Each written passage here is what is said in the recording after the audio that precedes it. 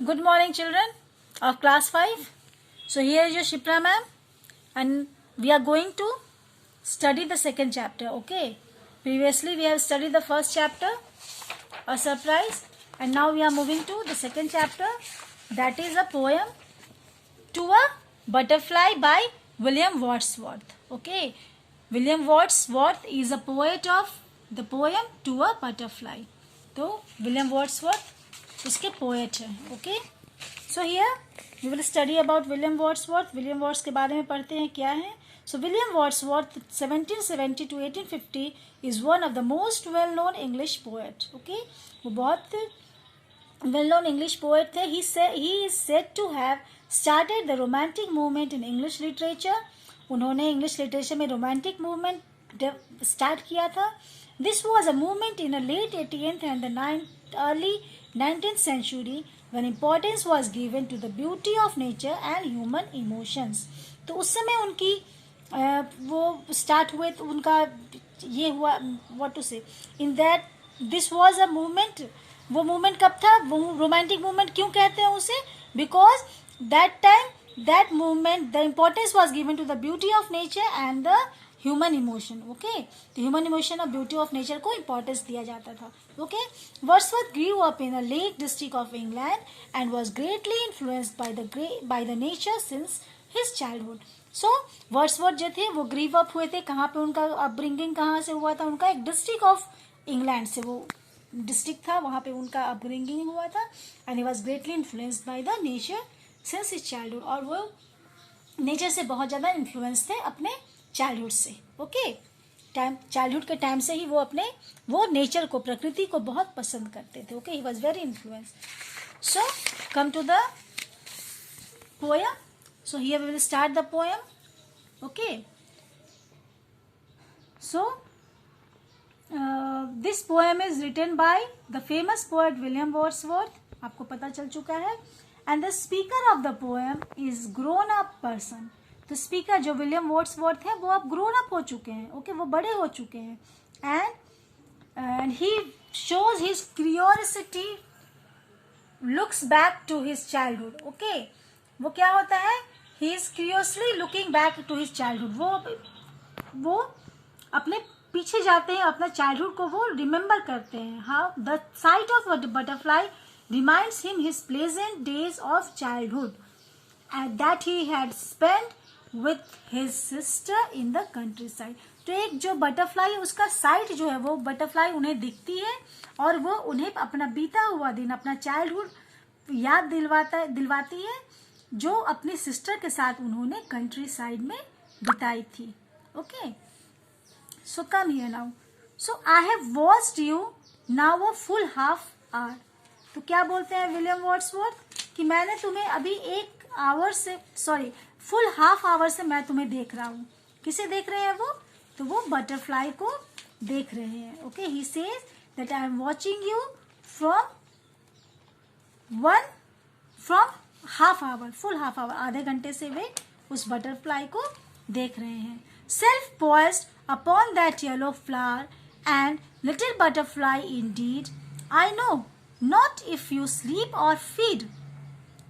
Okay, तो क्या बोलते हैं कि self poised upon that yellow flower. तो सेल्फ पॉइज्ड, वो poised means, self poised means क्या होता है? Having a composed of self assured manner. तो बिल्कुल शांति से, ओके, काल्म, बिल्कुल शांति से, cool headed, he see sitting on the yellow flower. एक येलो फ्लावर जिसपे वो बटरफ्लाई बैठी हुई है और वो आधे घंटे से उसे वॉच कर रहे हैं. Okay, and little butterfly indeed I know not if you sleep और फीड. और बिटिल बटरफ्लाई वो देखते हैं and he says the butterfly I know not if you sleep और फीड. वो इतने देर से स्टिल बैठी हुई है, शांत से बैठी है.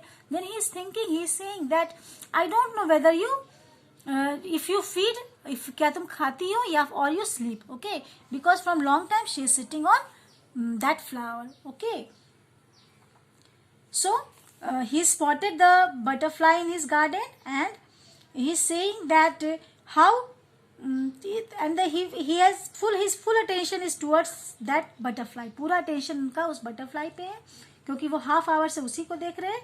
तो poet क्या करते हैं? The poet admires the pose poise with which the butterfly rested upon its yellow flower. Okay, जो जिस तरह से वो बैठी हुई है उसको वो एडमायर करते हैं. Okay, how she is sitting in that yellow flower. Okay, and the William Wordsworth जो हमारे पोएट है, he is attracted towards the stillness of the butterfly. वो जो शांति से बैठी हुई है उसके स्टिलनेस की तरफ अट्रैक्ट होते हैं. Okay, how motionless, not frozen seas, more motionless, and then what joy awaits you when the breeze has found you out among the trees and calls you forth again. So जो हमारे poet हैं William Wordsworth है, he is attracted towards the stillness of the butterfly. जो stillness है उसकी, जो उसकी motionless है, वो बिल्कुल मोशनलेस है, कोई मूवमेंट नहीं हो रही है, वो स्थिर से बैठी हुई है उस येलो फ्लावर पे. और उस चीज को देखकर हमारे जो पोएट है वो बहुत ही अट्रैक्ट होते हैं. Okay, and that which made the insects appear more motionless to the poet than the frozen seas where no activity can be detected. मतलब जिस तरह से वो बैठी हुई थी और कोई मतलब मूवमेंट नहीं हो रहा था, और एक इंसेक्ट जो था वो उधर आ जा रहा था. Okay, that insect appears more motionless to a poet than the frozen seas where no activity can be detected. और frozen seas मतलब उसने frozen seas से कंपेयर किया है उस बटरफ्लाई को, और बोला कि जितना frozen seas है उसमें भी उतनी एक्टिविटी होती होगी जितना कि तुम में नहीं हो रही है अभी. so motionless you are, so still you are. Okay, और जो frozen seas होता है उससे भी ज्यादा तुम motionless हो चुकी हो. Okay, that time he was saying. so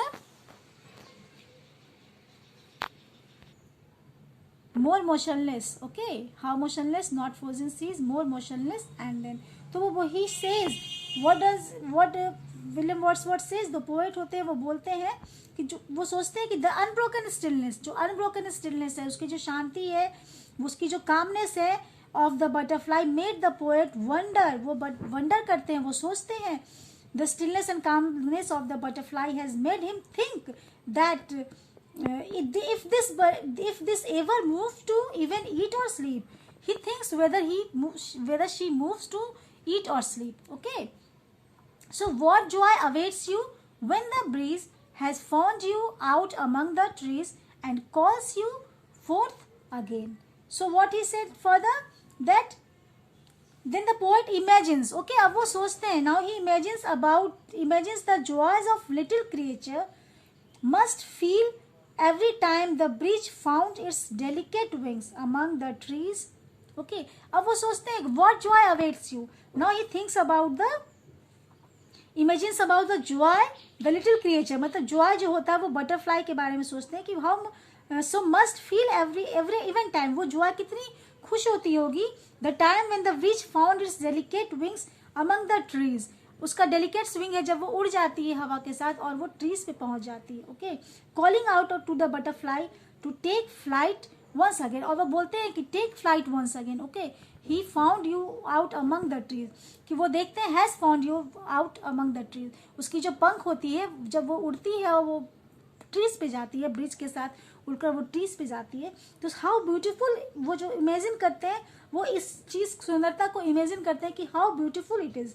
okay, so he found its delicate wings among the trees, calling out to a butterfly to take flight again and grace other corner of the world with its beautiful presence and calls you forth again. तो बोलते हैं कि फिर यहाँ से तुम उड़ो और उस दूसरे जगह पे जाओ जहाँ पे दूसरे कॉर्नर ऑफ द वर्ल्ड जो है वो भी उस तुम्हारा ब्यूटीफुल प्रेजेंस को महसूस कर सके. ओके, जो वो शांति से यहाँ बैठी हुई है, मोशनलेस बैठी हुई है, तो उसे बोलते हैं कि उस ब्यूटी को वो इमेजिन करते हैं कि किस तरह से उस ब्यूटी को इमेजिन करते हुए सोचते हैं कि हाउ व्हेन शी मूव्स.